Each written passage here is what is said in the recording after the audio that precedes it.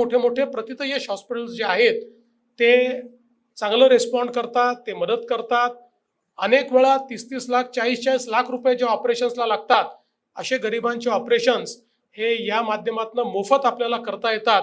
आणि खरं म्हणजे ज्या लोकांनी जगण्याची उमेद सोडलेली आहे अशा लोकांनाही जगण्याचा अधिकार म्हणून आपण त्यांना उपचार देऊ शकतो. मला असं वाटतं की अशा या सगळ्या कार्यामध्ये आपलं देखील हे जे कार्य जुडतंय हे अत्यंत महत्त्वाचं आहे.